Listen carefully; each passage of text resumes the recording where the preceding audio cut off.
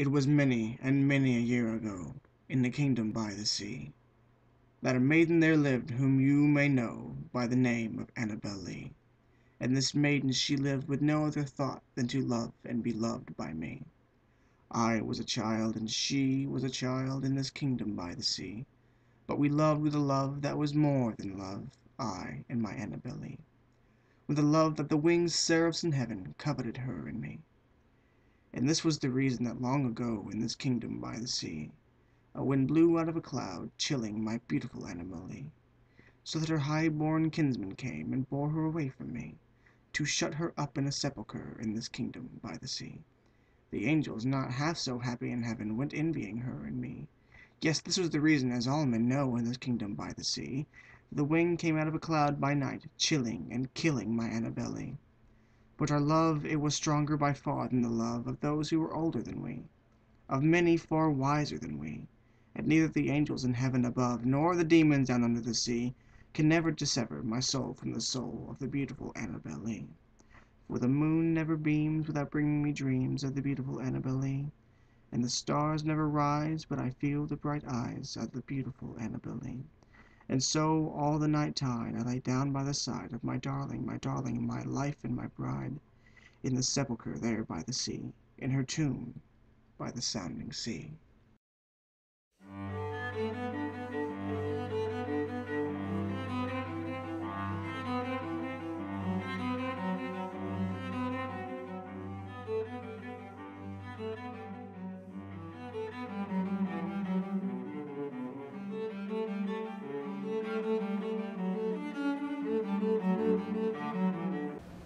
Good morning, YouTube. My name is Robert of the Brothers Reyna YouTube channel, and today we'll be discussing the famous poem by Edgar Allan Poe, Annabel Lee.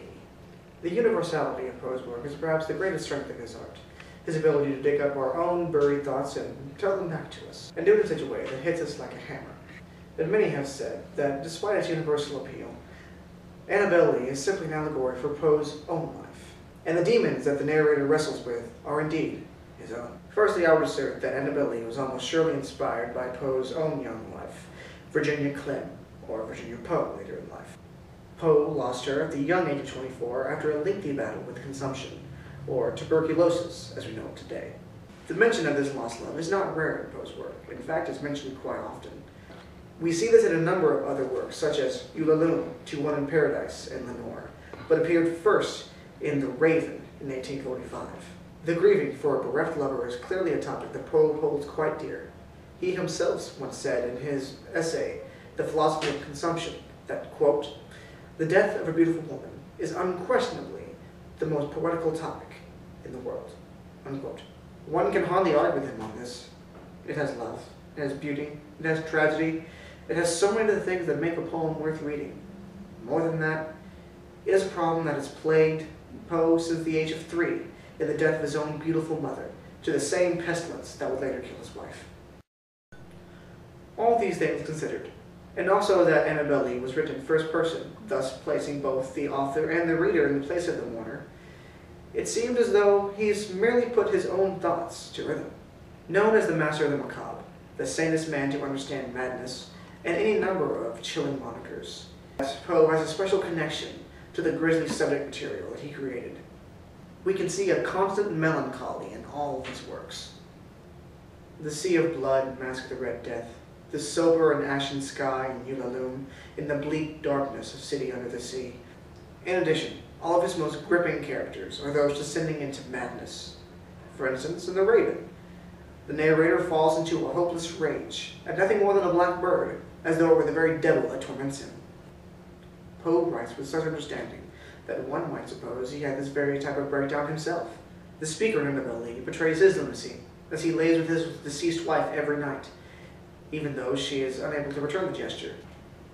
Very few would claim that such a man is in full possession of his faculties, but this is indeed an irrational desire that many who have lost a spouse may share.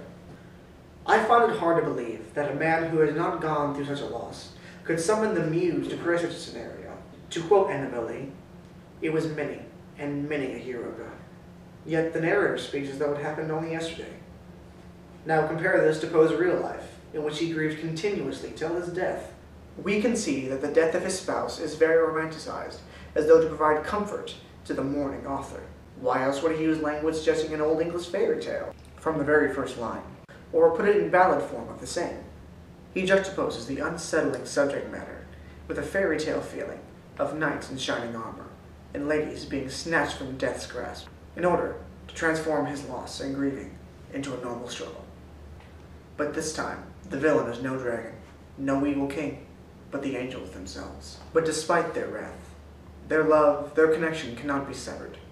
It is immortal as the soul itself. This must have brought comfort to him, to fantasize that he's been punished for the sheer blissfulness of their love. But it was all for naught, as they have been connected by a special bond that cannot be broken. After all, their souls are still linked, and he still has her each night to hold. So the death was futile. Poe repeats the phrase, the beautiful Annabel Lee, almost as a refrain, to reinforce the idea that she is still so worthy of his love, that his love is as powerful now as it was at the height of their relationship. One may even speculate that he is trying to convince himself that he's lost nothing. If all these things stay true, what has he really lost? The mind has a way of making all things seem well, and to deny the harsh reality that one is faced with. A hat tip to the Navarro College Multimedia Department, and to Mr. Rosenberg for the use of their HD camera. Also, to my brother Trey for acting as cameraman. If you have enjoyed this video, subscribe for more like it. If it's made you think, share your thoughts in comments.